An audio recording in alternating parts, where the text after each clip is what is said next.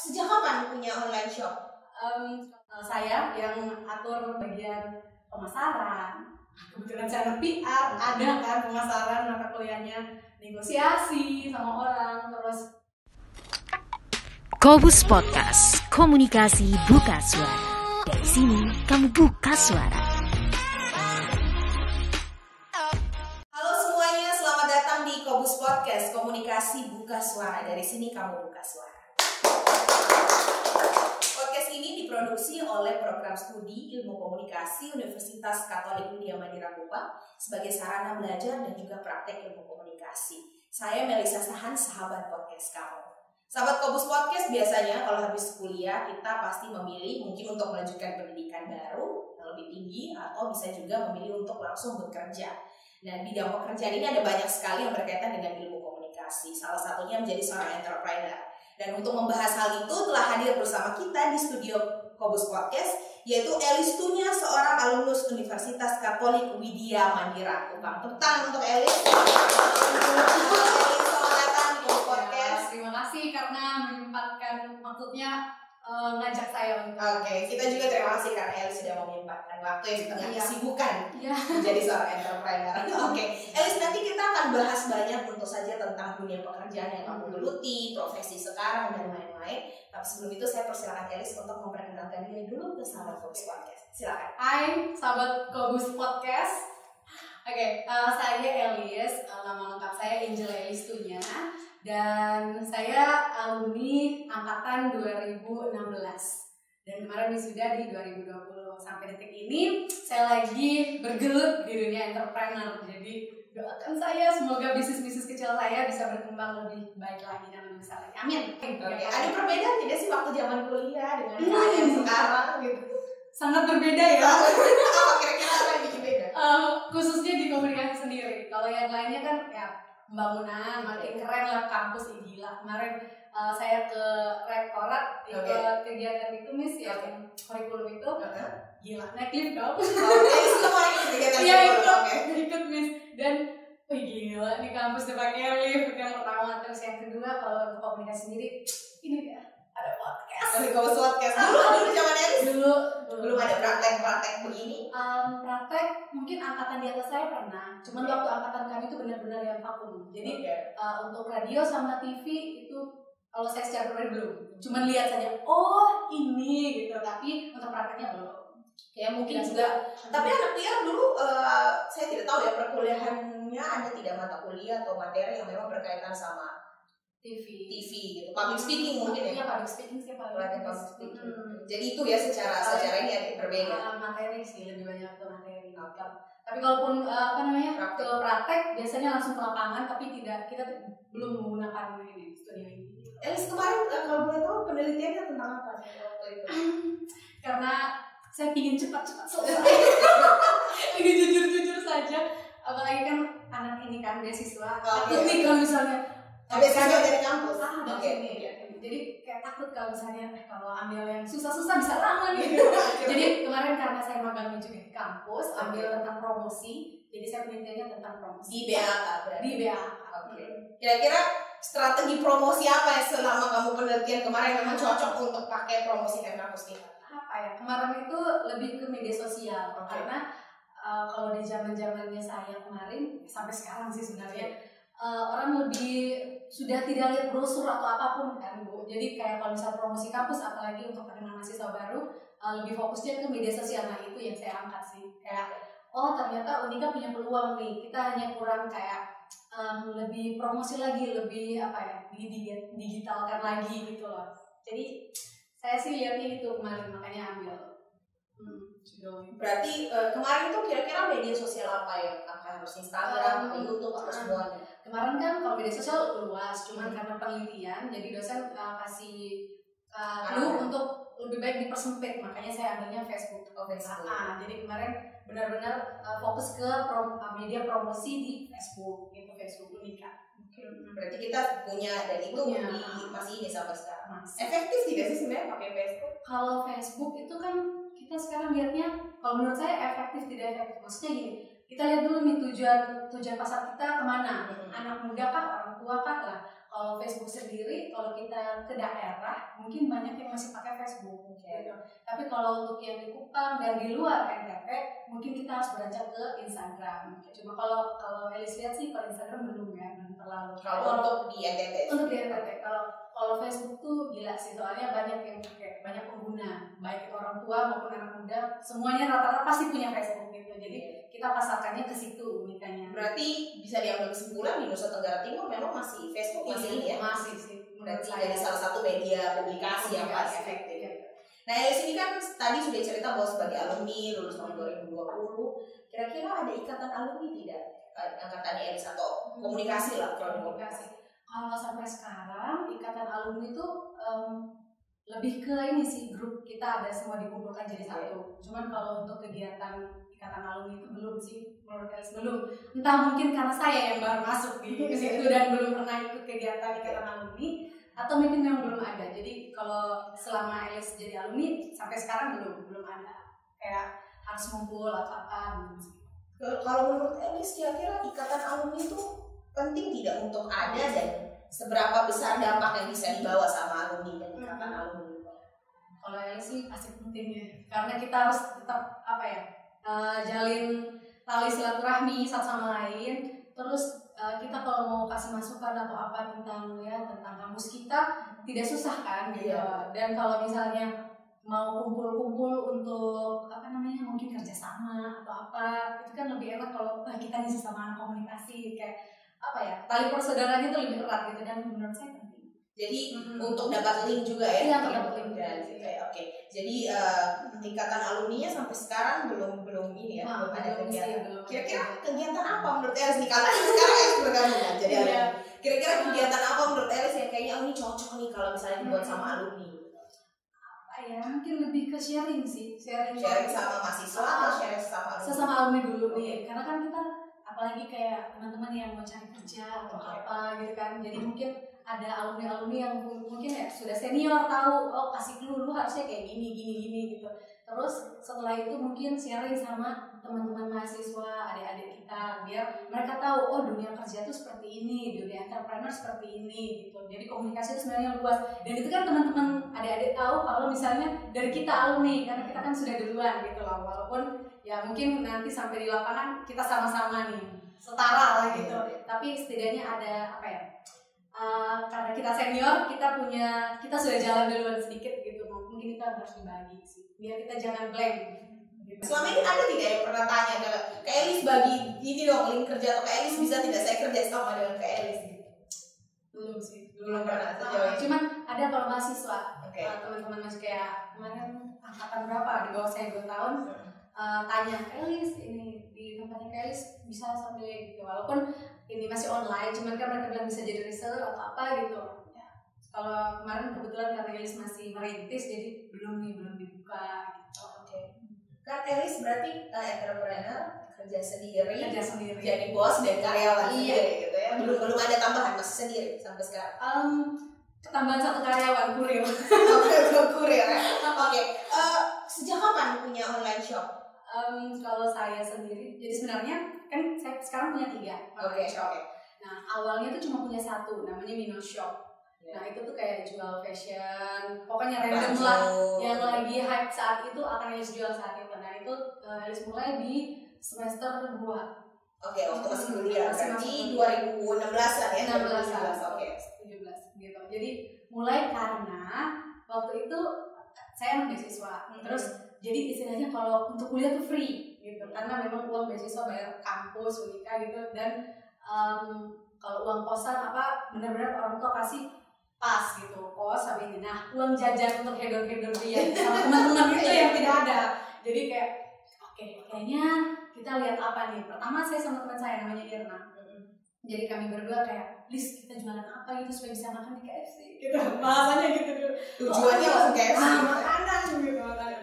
Jadi ayolah gitu. Jadi patungannya kita 300, 150 buat. Terus semakin naik 600, 900 sampai yang memang yang paling gede waktu itu 3 juta. Itu kita bukanya benar-benar di meja KFC. Yang kecil itu. Uang kita 3 juta. Gitu. Itu hasil jualan apa tuh?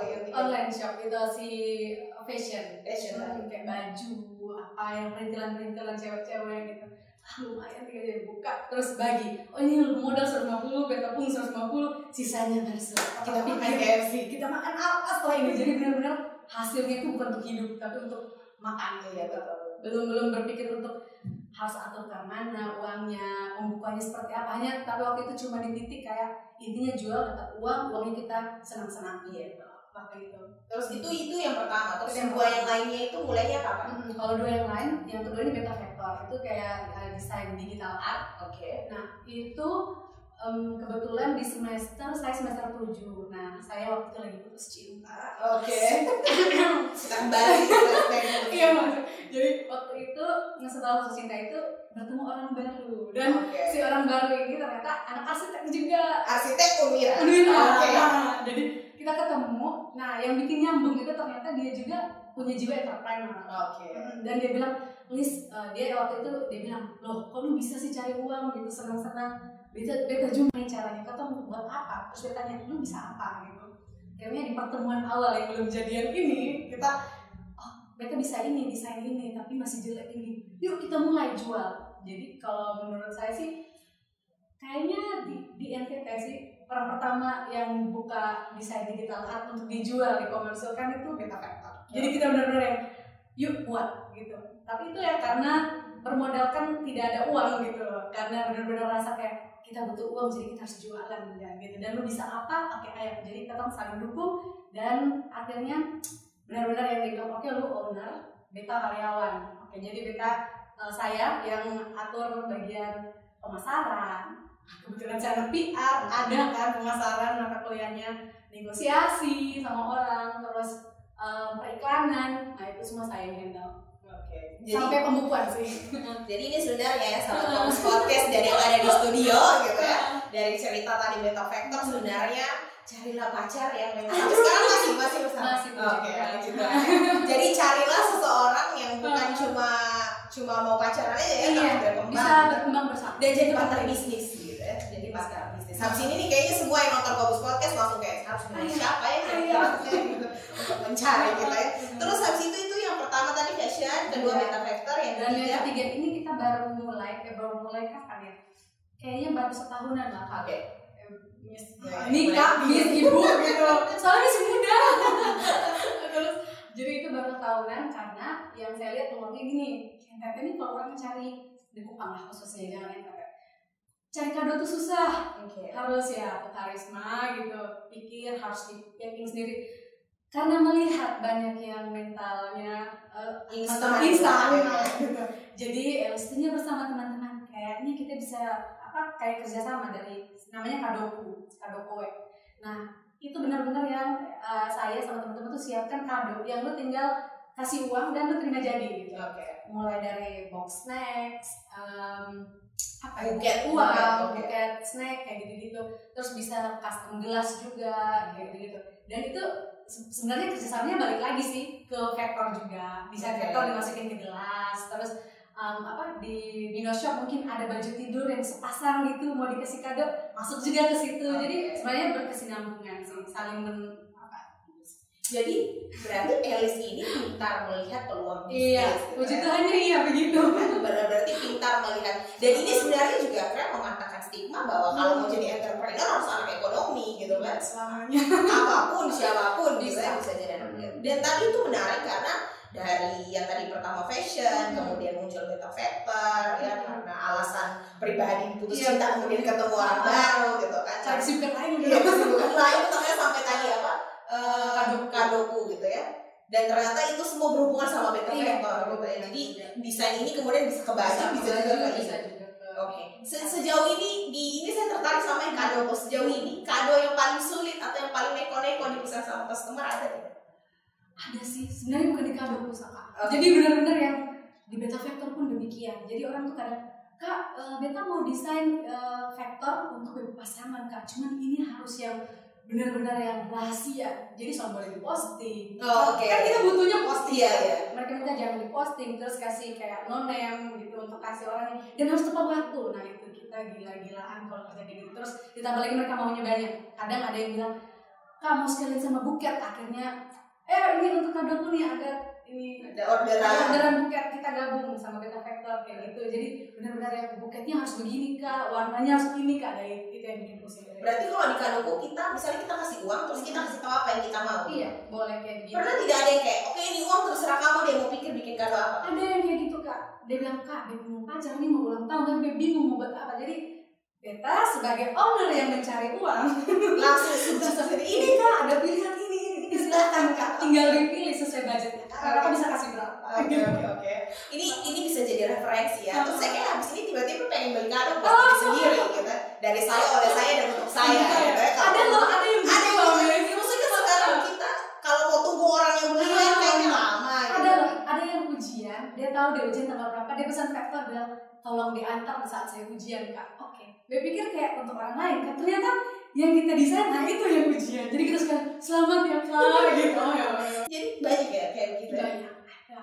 Suka dukanya tuh banyak, terlalu banyak sih. Dan kita dapat pelanggan yang mau bilang aneh juga tapi itu mereka gitu, tapi ya namanya penjual ya, harus pelanggan adalah raja gitu. Kita benar-benar melayani dengan. Kalau yang couple ada tidak yang minta aneh-aneh? Itu terlalu banyak. Salah satunya apa deh yang apa ya? Yang kayaknya kalau pas dia ngomong tuh pas pesan tuh kayak bisa stop so gitu. Itu banyak. Itu mereka tuh kadang bilang Kak bagusnya kata-katanya apa ya? Dong suka si A, terus Kak kayaknya sonde deh pakai ini.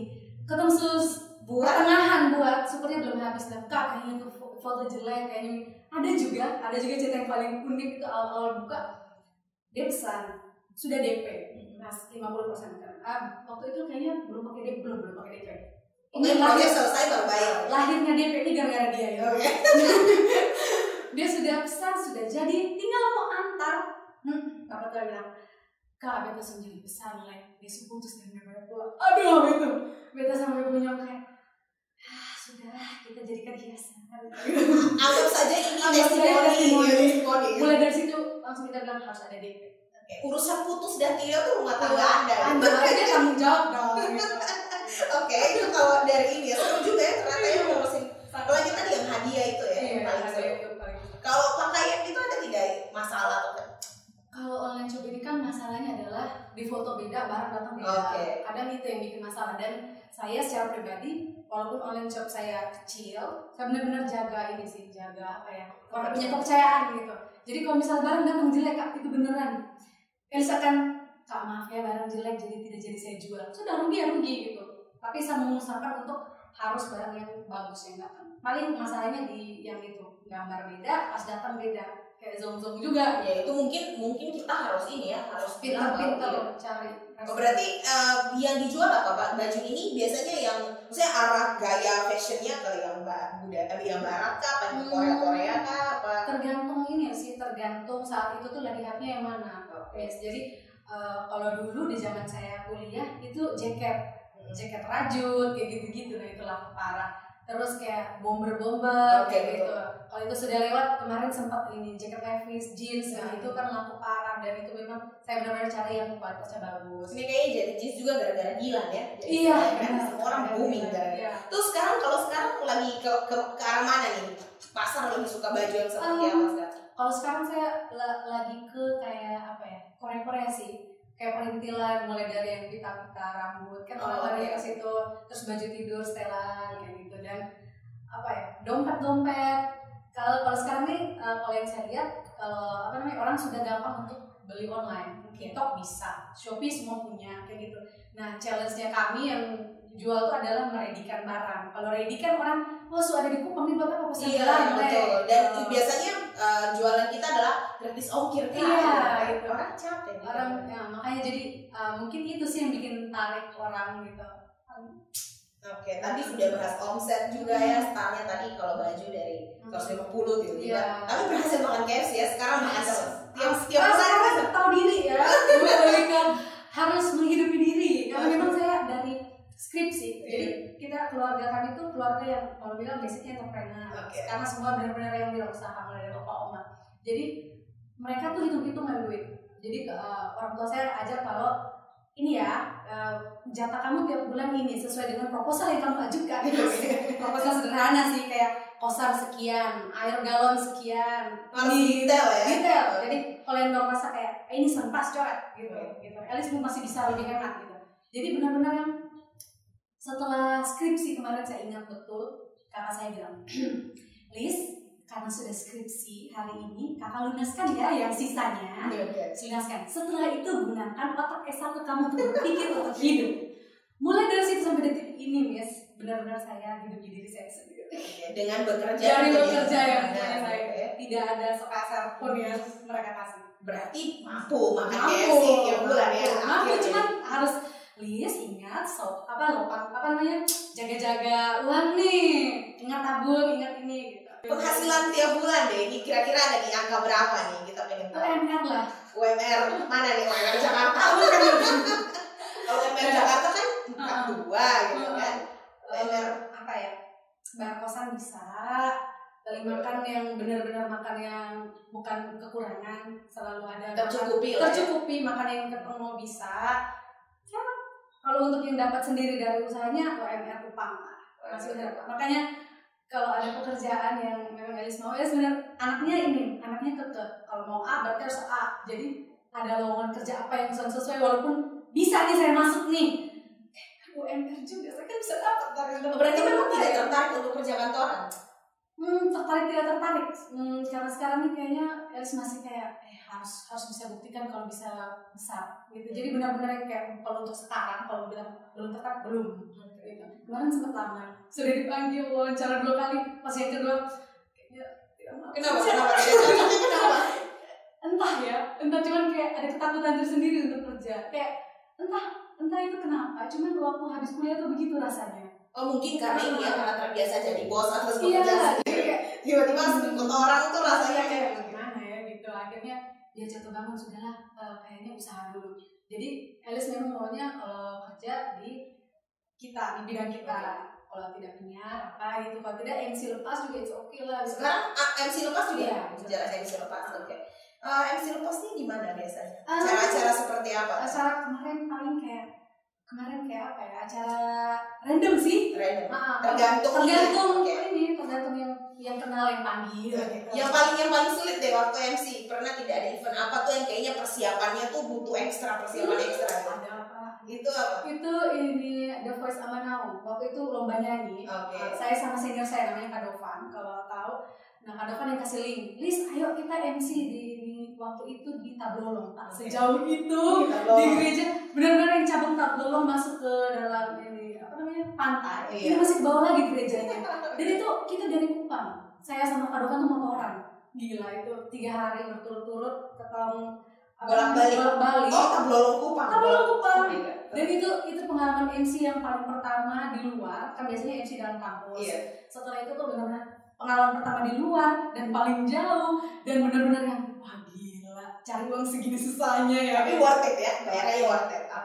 Kadang kan memang kalau jadi mahasiswa tuh bukan cuma kuliah, harus ada tetap itu ya. Iya. Dan Elis memang sudah punya pemikiran seperti itu gitu. Jadi kalau kuliah bukan cuma kuliah, tapi saya juga harus ini ya, harus bekerja juga untuk ini. Oke, kalau itu tadi yang kita bahas tentang penjualan dan segala macamnya. Terus waktu kalau misalnya kamu mau kerja, kalau mau kerja kantoran, kira-kira mau kerja di bidang apa? Tetap dia yang ada berbau komunikasi sih. Oke. Ya, aneh. Udah kayak supaya apa yang saya punya, talenta yang kami itu berkembang. Kalau saya sih lihatnya itu. Masalah duit ya nomor 2 lah, cuman benar-benar yang tetap harus kembangkan potensi yang ada dalam diri. Karena waktu itu Pak Andi pernah bilang, Pak Andi itu bapak terbaik. Dia pernah bilang kayak, Lis, banyak potensi waktu itu saya lulus. Lis, lu jangan jadilah bos kecil untuk diri sendiri daripada jadi babu besar untuk orang lain. Katanya gitu. Dan itu tuh benar-benar kasih kuat ke Listunya untuk saya harus buka usaha yang lebih besar lagi kayak gitu. Dan kalau misalnya mau kerja ya saya tetap pada pendirian saya, entah nanti mungkin berubah atau tidak karena keadaan, cuman kalau sekarang pikirnya akan cari yang sesuai sama passion. Di penyiaran, TV, atau radio. Jadi dosen? Sedang berbagi, cuman kayaknya berat ya jadi dosen. Terus sekarang tuh banyak yang takut jadi dosen. Saya pun takut dengan posisi ini kadang gitu ya. Jadi ya kita semua learning by doing gitu ya. Karena Elis tadi anak komunikasi, kemudian tadi sudah sempat bilang negosiasi mata kuliah. Banyak tidak mata kuliah yang kemudian ternyata di kuliah seperti ini dan ternyata digunakan fungsinya banyak di pekerjaan. Kalau untuk komunikasi sendiri, Wis, saya rasa semua hal yang saya buat pasti berkaitan dengan komunikasi. Apalagi entrepreneur, karena di situ benar-benar yang namanya negosiasi kita lakukan. Kan kemarin ada komunikasi negosiasi atau ada ya. Terus untuk PR sendiri kita public speaking. Public speaking bukan cuma langsung ngomong ke orang, tapi di depan kamera juga kita harus latihan. Dan sekarang memang zamannya yang betul-betul semua digital gitu. Dan itu sangat-sangat ini sih. Saya malah bersyukur karena waktu itu saya pilihnya komunikasi. Karena benar-benar menunjang di zaman yang sekarang ini. Orang butuh untuk bisa di depan kamera, di depan orang, lobby gitu. Lobby ke orang untuk beli produk kita, itu benar-benar skill komunikasi dibutuhkan. Tapi kalau ya kayaknya kalau melihat Elis skill komunikasinya memang sudah lahir. Ini dilatih apa memang dari lahir? Dilatih. Sejak kuliah. Berarti gitu ya teman-teman, masuk ke Unwira tidak usah takut gitu. Keluar bisa jadi kayak Elis gitu ya. Terus tantangan menjadi seorang entrepreneur tadi kamu sudah bilang, banyak di sini sekarang kita lihat pesaing yang juga jualannya sama kayak kamu. Kira-kira apa tantangannya? Itu yang pertama. Yang kedua, apa yang bikin produk kamu beda sama produk mereka? Nah ini kalau saya buka di sini mampus. Ya sekalian jualan. Supaya habis yang nonton ini mungkin kayak kalau saya mau cari barang pergi ke toko Elis gitu. Apa ya? Yang pertama tadi tantangan terbesar. Tantangan karena itu pesaing. Kalau kita mulai sesuatu terus langsung kayak kita publis gitu, orang lihat kan. Ada yang memang mereka rasa dia bisa, kenapa kita tidak? Mereka pun buat hal yang sama seperti usaha kita.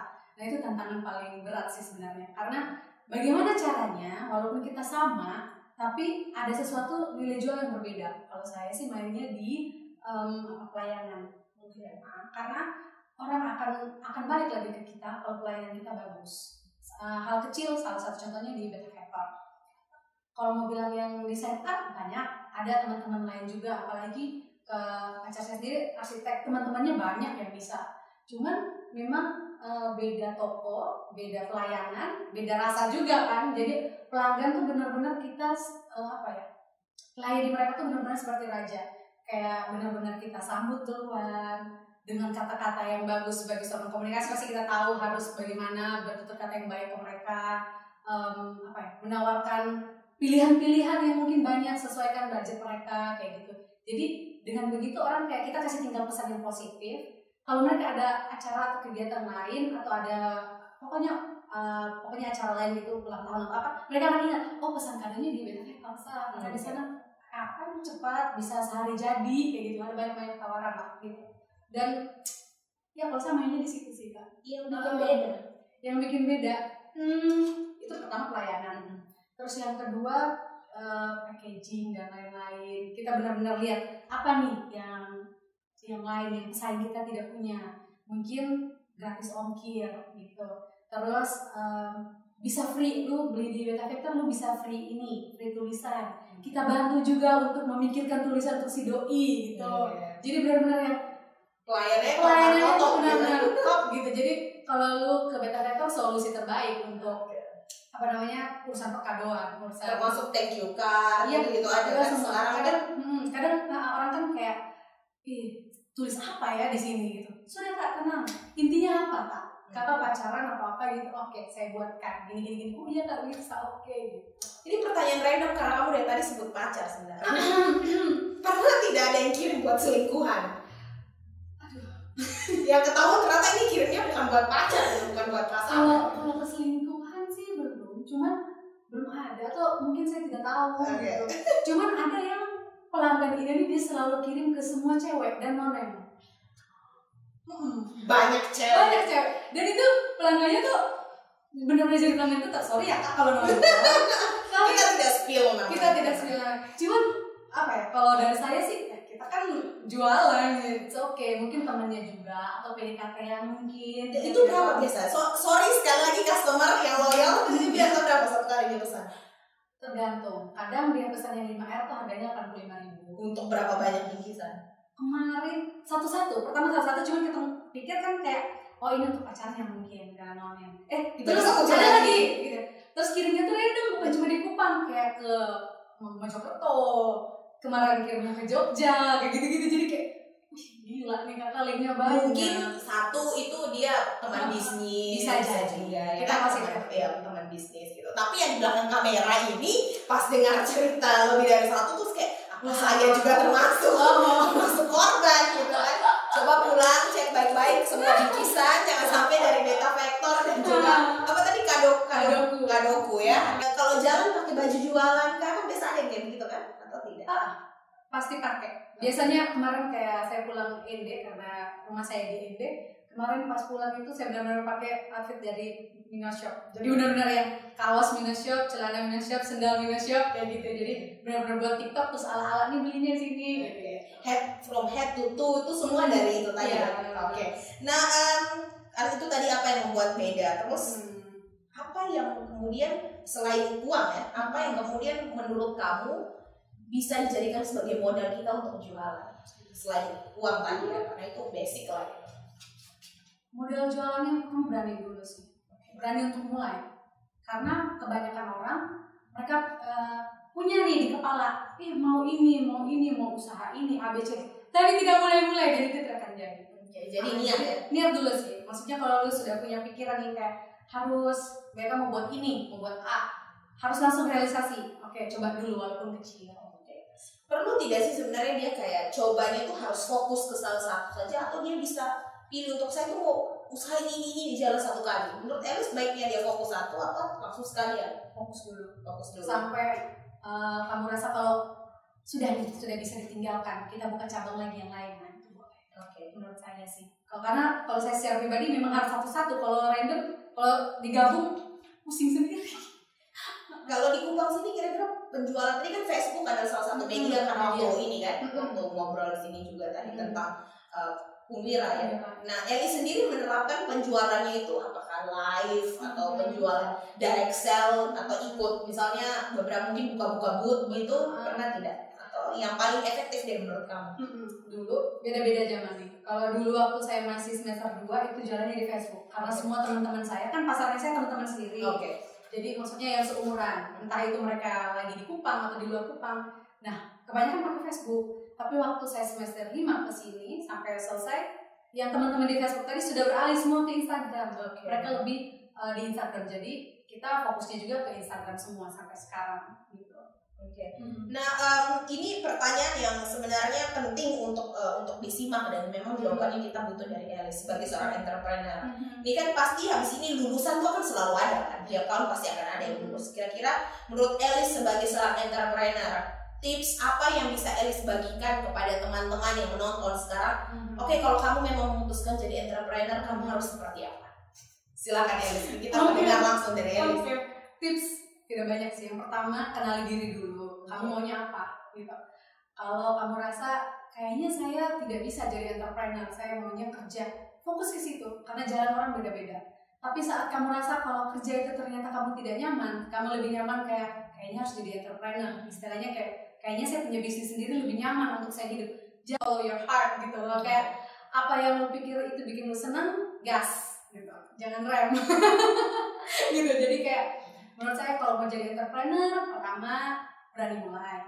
Terus yang kedua, entrepreneur itu jatuh bangun. Jadi tidak selamanya kayak saya bilang pendapatan berapa per bulan UMR lah gitu. Tidak selamanya. Ada juga yang benar-benar kita rugi sekali, kita jatuh sekali. Tapi kenapa lu dibilang entrepreneur? Karena saat lu gagal, lu jatuh, lu bangkit lagi.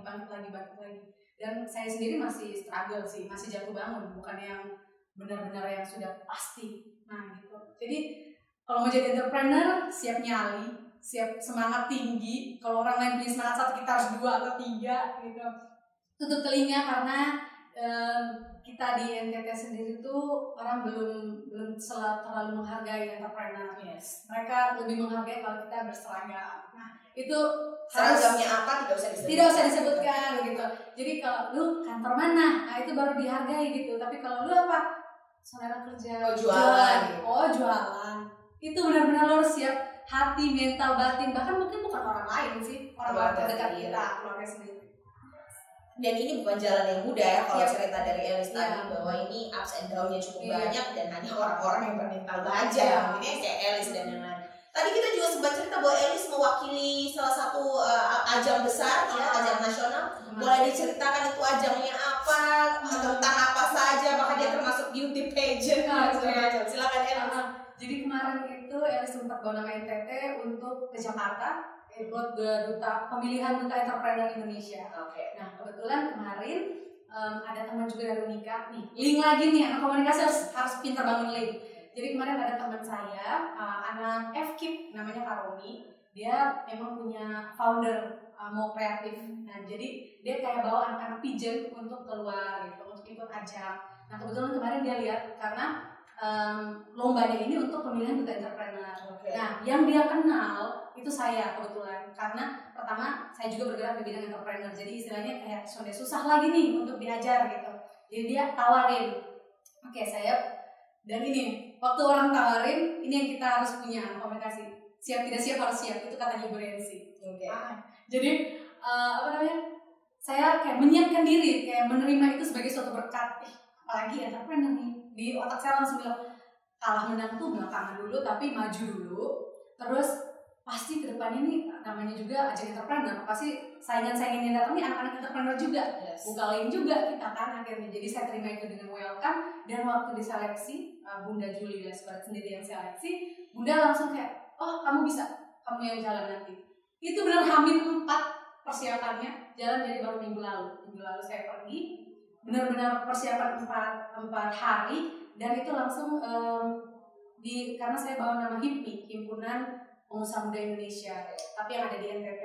Saya dikenalkan sama orang-orang HIPMI, mereka juga orang-orang keren yang bergerak di bidang entrepreneur, mereka punya usaha di mana-mana di Kupang. Akhirnya dikenalkan, jadi benar-benar ajangnya tuh lo harus tahu entrepreneur seperti apa kayak gitu. Tapi ada ajang beauty pageantnya juga, jadi kayak jadi benar bukan cuman pure entrepreneur. Iya, bukan pure entrepreneur, bukan dari pengetahuan saja, cuman kayak lu harus cantik, harus tahu catwalk, harus tahu pose kayak gitu. Nah kebetulan saya kemarin kenapa dipilih karena waktu saya kuliah semester 3 saya sempat ikut pariwisata NTT. Dan waktu itu memang dapat 2 gelar, jadi kayak oh bisa nih kan secara pageant bisa. Material ada ya. Walaupun sudah vakum 5 tahun nih, catwalk kaku juga gitu, cuman ya sudah tabrak lah, ini jalan emas juga. Karena kemarin benar-benar sebenarnya tuh ada cerita sedih sih. Sebelum itu saya sempat down karena lingkungan kayak bilang, oh belum kerja 2 tahun nganggur. Mereka tidak tahu kalau 2 tahun nganggur pun saya bisa hidupi diri saya loh, tanpa harus minta ke siapapun. Cuman kan orang lihatnya kayak pintar-pintar dulu di kuliah, hebat, anak prestasi, anak beasiswa, terus jadi pengangguran kayak gitu. Itu benar-benar sempat saya down. Sampai saya tanya ke Tuhan, bilang, Tuhan, tolong kasih yang jelas, kasih tahu, benarkah saya ambil entrepreneur ini untuk maju? Kalau bukan ini Tuhan tolong kasih clue. Tapi tolong, saya anaknya kurang pekaan Tuhan, saya bilang gitu. Kalau kasih tahu tuh tolong yang jelas, langsung gitu, ya. Supaya saya ngerti, oh Tuhan maunya saya jangan di entrepreneur, saya harus kerja gitu. Jadi waktu itu saya doa, beneran dong, dipanggil Tuhan. Ini sebenarnya jawaban Tuhan sih, dipanggil untuk Bunda tunjuk sendiri, lu jadi duta entrepreneur NTT. 4 hari lagi berangkat ke Jakarta. Itu tuh kayak wow, gila. Tuhan tuh kayak bilang begini, Liz, Bapak nyertain lu kok, jalan, Bapak dukung lu untuk jadi entrepreneur gitu. Walaupun lu jatuh bangun, ayo maju gitu. Jadi itu tuh sebenarnya kalau secara pribadi itu sebenarnya jawaban Tuhan untuk berdoa sih sebenarnya gitu. Cuman orang lain lihat kayak, kok dia bisa tiba-tiba dia pilih, berkat sih gitu. Maksudnya saya juga bukan yang menawarkan diri, cuman yang benar-benar Tuhan kasih jalan ini, Liz, Bapak dukung lu untuk maju gitu. Jadi benar-benar yang akhirnya saya terima itu dengan bahagia, jalani walaupun memang gila-gilaan capeknya luar biasa kemarin karantina dan lain-lain. Dan Tuhan kasih berkat juga karena ketemu orang-orang hebat. Karel Tanjung kemarin ada, Presiden juga ada, ulang tahun HIPMI kemarin juga kan. Kebetulan ulang tahun 50 ini bajunya. Jadi benar-benar yang ketemu orang-orang hebat, dan sebenarnya walaupun tidak ketemu yang langsung jabatan tangan sih, cuman untuk lihat mereka ada di depan, satu gedung pun dan lihat mereka kasih motivasi untuk jadi pengusaha, aku harus bagaimana, itu tuh kayak aduh gila, Tuhan punya penyertaan untuk kita secara pribadi itu luar biasa. Dia kayak Nah, lu bisa kok, ayo, walaupun lu dari NTT yang kecil ini, tapi pasti lu bisa gitu. Jadi sesuatu yang baru gitu. Gitu sih. Luar biasa ya. Jadi itu tadi cerita kamu tentang kemudian bisa bergabung dan akhirnya bisa satu tempat dengan presiden, dengan Hairil Tanjung gitu kan. Dipilih langsung sama ibu gubernur gitu kan. Jadi banyak cerita yang bisa dibagikan. Terakhir Elis, harapan kamu untuk Kobus Podcast? Kalau Kobus tetap jalan, harus lebih besar lagi. Ini untuk yang sekarang saja tuh, aduh kenapa tidak dari dulu? Zaman kuliah pasti semenyenangkan ini gitu kan. Belajar benar-benar belajar yang langsung gitu, turun lapangan lah istilahnya gitu. Untuk Kobus Podcast makin maju lagi, makin cemerlang lagi. Semoga banyak di YouTube juga kan. Nah, subscribernya banyak, amin. Jangan lupa subscriber. Iya pasti. Terus apa ya? Menginspirasi, tetap menginspirasi, apalagi untuk anak-anak komunikasi. Kalian apa ya? Ini wadah yang baik untuk kita sharing hal-hal yang penting, karena waktu saya kuliah pun saya rasa sebenarnya penting sih dengar dari yang senior tentang kehidupan setelah kuliah itu seperti apa. Itu penting sekali ternyata, supaya saat kita mau lulus itu benar-benar yang tahu mau kemana gitu. Jadi Kobus harus jadi yang terbaik untuk menyalurkan ide-ide kreatif, semangat positif untuk teman-teman komunikasi. Oke, Elis ini adalah alumni pertama yang kita undang ke Kobus Podcast gitu ya. Jadi nanti harapannya ada alumni lain yang juga bergabung gitu, dan juga Elis juga masih mau main-main lagi ke Kobus Podcast gitu. Mungkin waktu saat itu Elis sudah jadi lebih besar daripada sekarang gitu ya. Oke Elis, terima kasih banyak sudah mau bergabung bersama kita di Kobus Podcast. Semoga nanti bisa ketemu lagi. Dan juga sahabat Kobus Podcast, demikianlah perbincangan kita dengan Elis. Sekali lagi terima kasih Elis karena sudah mau bergabung bersama dengan kita. Jangan lupa bagi sahabat Kobus Podcast untuk nonton episode ini dan episode-episode yang akan datang. Juga jangan lupa untuk mengikuti kami di seluruh kanal media sosial. Kami ada di YouTube Ilmu Komunikasi Unwira, ada di Instagram @kobuspodcast, TikTok @kobuspodcast, Facebook Kobus. Saya Melisa Sahan beserta seluruh kerabat kerja yang bertugas pamit undur diri. Terima kasih atas perhatian Anda dan sampai jumpa. Kobus Podcast, komunikasi buka suara. Dari sini kamu buka suara.